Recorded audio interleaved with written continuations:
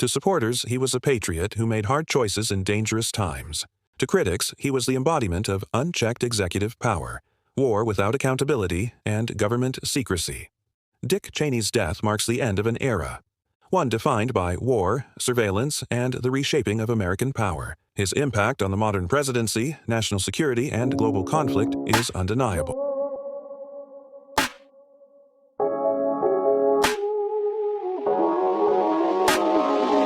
Dick Cheney is dead at 84.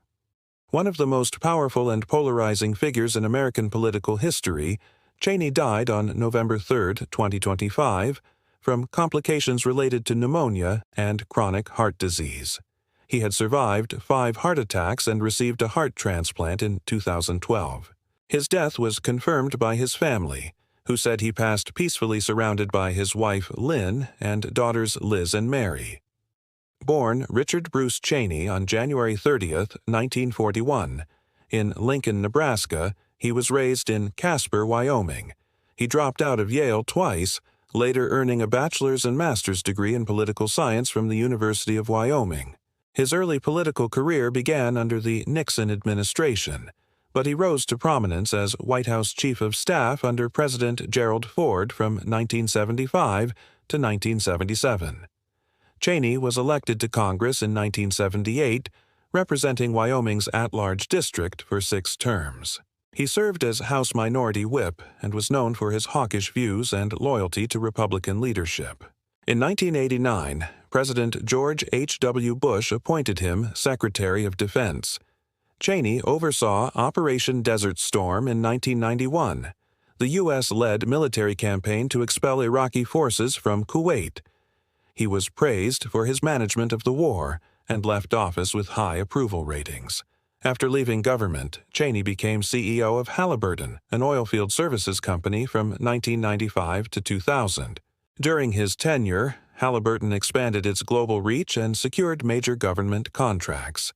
His ties to Halliburton would later become a lightning rod for criticism during the Iraq War, as the company received billions in no-bid contracts while Cheney served as vice president. In 2000, Cheney was selected as George W. Bush's running mate. He served as vice president from 2001 to 2009. His vice presidency was defined by the September 11th attacks and the subsequent War on Terror.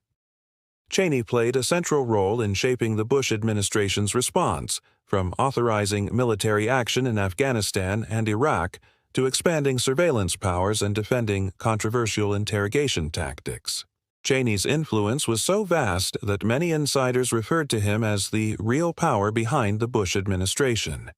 His fingerprints were on nearly every major decision, from the creation of the Department of Homeland Security to the legal justifications for indefinite detention and warrantless wiretapping.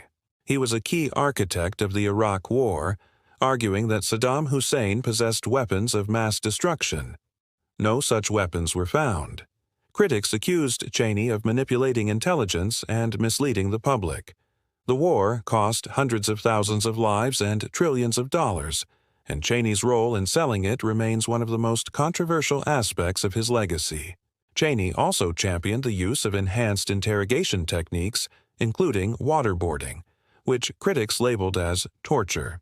He defended the CIA's use of secret black sites and pushed legal theories that placed the presidency above traditional checks and balances.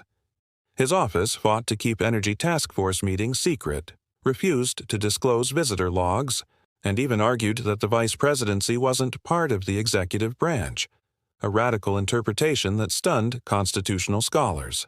He also brushed off accusations of war profiteering tied to Halliburton. During the Iraq War, Halliburton secured billions in no-bid contracts, prompting investigations and ethics complaints. Cheney denied any wrongdoing, but critics saw it as emblematic of the revolving door between government and corporate power. One of the most bizarre and infamous moments of Cheney's career came in 2006, when he accidentally shot his friend Harry Whittington in the face during a quail hunting trip in Texas. Friend, by the way. The incident wasn't reported for nearly 24 hours, fueling media outrage. Whittington later suffered a heart attack due to a lodged pellet, and publicly apologized to Cheney. Whittington later gave a public statement in which he said, "My family and I are deeply sorry for all that Vice President Cheney and his family have had to go through." He didn't explicitly say, "I apologize," but the tone and framing were widely interpreted as Whittington taking responsibility, or at least expressing sympathy, for the trouble the incident caused Cheney. The surreal optics of the event became a cultural shorthand for unchecked power and political absurdity. Despite the controversies, Cheney remained unapologetic. In interviews and memoirs, he defended his decisions as necessary for national security. He famously said, "I was not elected to be liked," and insisted that history would vindicate him. Cheney's personal life also drew public attention through his daughter Mary, who is openly lesbian and married to Heather Poe. While Cheney broke with his party to support same-sex marriage and his daughter's rights, the issue exploded into a public feud in 2013. When Liz Cheney, Mary's sister, ran for Senate, she opposed same-sex marriage despite previously expressing support. Mary and Heather publicly called out Liz for hypocrisy, posting on Facebook, "Liz has been a guest in our home, has spent time and shared holidays with our children. When Mary and I got married in 2012, she didn't hesitate to tell us how happy she was for us. To have her now say she doesn't support our right to marry is offensive." The rift became national news and was later dramatized in the 2018 film Vice, which portrayed the tension between Liz's political ambitions and Mary's identity as one of the most emotionally charged moments in Cheney's story. Despite the feud, Cheney continued to support Liz's political career. She later served as a congresswoman from Wyoming and gained national attention for her opposition to Donald Trump and her role on the January 6th committee investigating the Capitol riot. The 2018 film Vice, which dramatized Cheney's life, portrayed this family rift as one of the most emotionally charged moments in the story.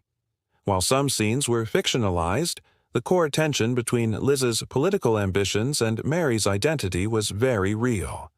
Christian Bale played Cheney. His legacy is one of immense power, secrecy, and controversy. To supporters, he was a patriot who made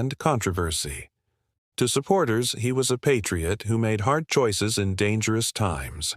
To critics, he was the embodiment of unchecked executive power, war without accountability, and government secrecy.